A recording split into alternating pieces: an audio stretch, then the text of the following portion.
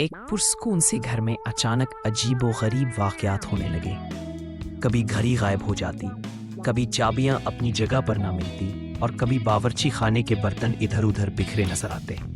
घर वालों को यकीन था कि कोई चीजें चोरी कर रहा है, मगर ना कोई दरवाजा टूटा होता, ना खिड़की खुली मिलती। सबसे ज्यादा फिक्र टॉम को थी, जो फितरतन तजस्सुस पसंद और होशियार लड़का था।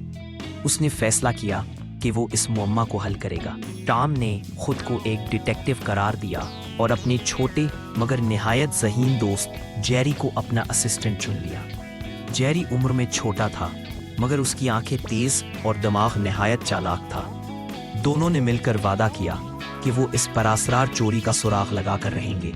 अगले दिन से टॉम और जेरी ने अपनी तफ्तीश का आगाज कर दिया। उन्होंने पूरे घर का बारीक बीनी से जायजा लिया।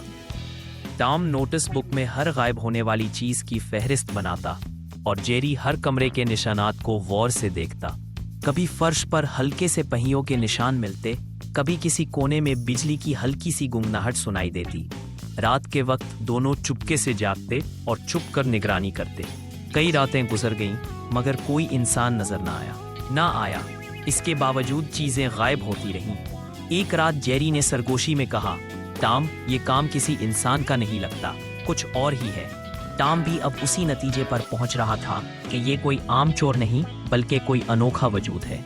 एक रात जब सब गहरी नींद सो रहे थे, टॉम और जेरी ने खामोशी से ड्राइंग रूम में छुपकर पहरा दिया। अचानक हल्की सी भन भन की आवाज सुनाई दी। जेरी ने आहिस्ता से टॉम की आस्तीन पकड़ ली। अंधेरे में एक छोटी सी मशीन हल्की नीली रोशनी के साथ हरकत कर रही थी। वो आहिस्ता आहिस्ता फर्श पर चलती हुई एक कोने में पड़ा हुआ रिमोट कंट्रोल उठाकर अपने अंदर महफूज कर रही थी। टॉम हैरत ज़दा रह गया। ये तो घर का खुदकार सफाई करने वाला रोबोट था, जो दिन में फर्श साफ करने के लिए इस्तेमाल होता था, मगर रात के वक्त ये चोरी क्यों कर रहा था? दोनों ने एहतियात से उसका पीछा किया।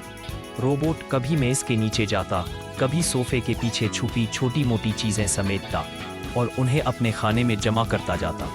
टॉम और जेरी ने अगली सुबह रोबोट को गौर से देखा। जेरी ने अपनी जहानत से इसके निज़ाम को समझने की कोशिश की और टॉम ने इंटरनेट पर इस मॉडल के बारे में मालूमात हासिल की।